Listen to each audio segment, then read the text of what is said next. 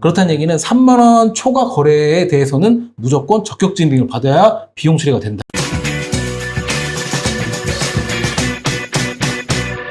혼자 하면 생고생, 함께 하면 성공개원! 성공닥터는 원장님들의 성공적인 개원을 돕습니다. 안녕하세요. 오늘은 나이스텍스의 천종욱 세무사님과 이야기를 한번 나눠보려고 합니다. 오늘의 주제는 무엇일까요?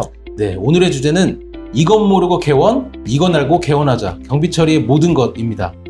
병의원은 개원하자마자 복식부기 의무자가 됩니다. 복식부기 의무자는 하나의 거래를 차변과 대변으로 나눠서 기록하고 2가지 이상의 장부상 기록을 하는 걸 말합니다. 예를 들어 임대료가 나갔다고 하면 변을 나누어서 차변에는 임대료 비용 계정을 쓰고 대변에는 현금 계정을 쓰는 거죠. 이렇게 1년 동안의 모든 거래를 복식부기를 통해 작성하고 완성된 손익계산서를 세무서에 제출해야 하는 의무자입니다. 손익계산서는 당기순이익을 정확하게 계산하기 위해 작성되는 거고, 순이익은 매출에서 비용을 뺀 금액으로 산출하게 됩니다. 남정훈 대표님, 여기서 원장님들이 가장 많이 궁금해하는 게 뭔지 아세요?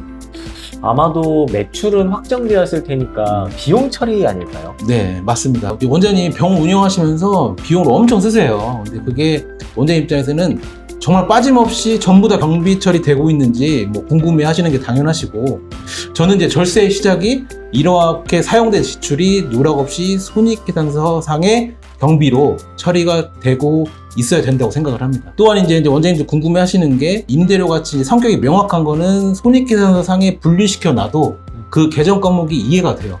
근데 신용카드 사용분 같은 경우는 이게 정말로 병원에서 전부 다 대부분 신용카드로 사용하기 때문에 어떤 계정 과목으로 손익계산서 계정 과목으로 넘어가는지, 이런 것 잡히는지, 이런 것들을 굉장히 궁금해 하십니다. 그러면 어떤 예시가 있는지 한번 여쭤볼게요. 예를 들어서 이제 신용카드를 가지고 회식비를 쓴다든지, 그 다음에 온라인 쇼핑몰에서 뭘 구입한다든지, 이런 것들이 어떤 계정 과목으로 어떻게 비용 처리되는지 원장님들이 궁금하신 거죠. 어떻게 좀 처음에 기준을 잡고 약속을 하고 경비 처리를 좀 해야 될 것 같고요.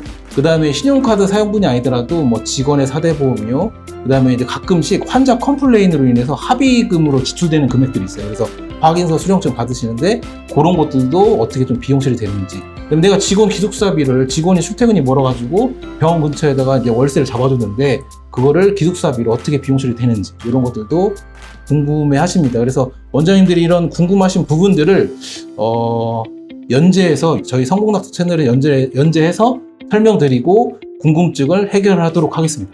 그리고 이제 비용 처리를 받으려면 적격증빙을 꼭 받아야 됩니다. 적격증빙을 따로 하지 않고 그냥 계좌이체 내역만 있으면 되는 게 아닌가요? 그렇지 않습니다. 무조건 경비 처리를 받으려면 적격증빙을 받아야 됩니다. 그러면 적격증빙의 종류는 어떤 게 좀 있을까요? 네, 적격증빙에는 세금계산서, 계산서, 신용카드, 현금 영수증이 있습니다.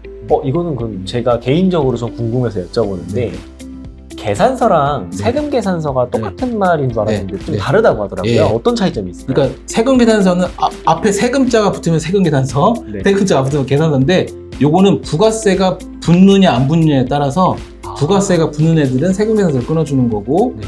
부가세가 안 붙는 애들은 그냥 계산서를 끊어주는 건데, 그러니까 내가 만약에 부가세를 내는 과세사업자다, 그럼 세금계산서 발행이 가능하고 또 계산서 발행도 가능한 사업자예요. 근데 내가 면세사업자, 부가세를 내지 않는 면세사업자로 사업자를 냈다면 세금계산서는 발급을 못하는 거고 계산서만 발급이 됩니다. 그러니까 면세, 부가세가 붙지 않는 그런 항목들이 있잖아요. 네. 그런 것들은 이제 계산서를 받는 거죠. 계산서랑 영수증의 차이는 어떤 네. 게 있을까요?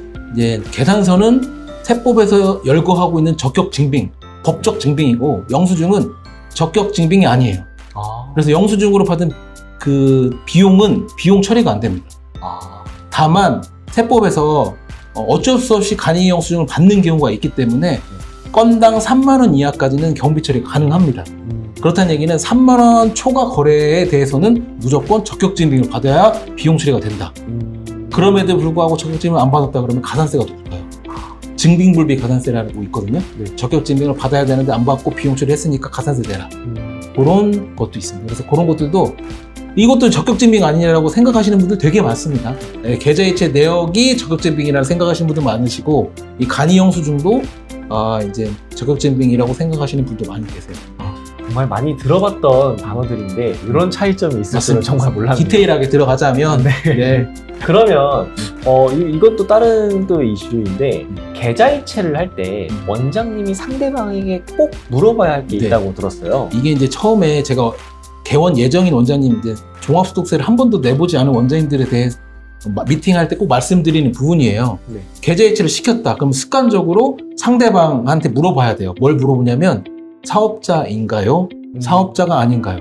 사업자면 사업자 등록증이 있고 세금계산서를 발급할 수 있기 때문에 세금계산서 끊어달라고 하면 되고, 그다음에 사업자가 아닌 분들은 사업자 등록증이 없기 때문에 세금계산서 발행이 안 되잖아요. 네. 그럼 나는 경비 처리를 받기 위해서 3.3% 떼고 돈을 줘야 된다라는 겁니다. 그래서 3.3%는 원천인수로 원천세 신고를 해서 우리 비용 처리를 하는 겁니다.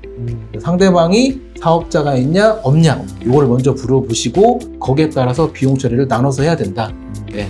무조건 돈이 나가면 우리는 비용 처리를 해야 됩니다. 비용 처리 10,000원이라도 우리는 세금을 많이 내는 입장이기 때문에 꼭 잘 모아 두셔야 된다라는 겁니다. 그러면 하나 더 질문 드리면은 면세 진료하는 급여과 원장님, 네.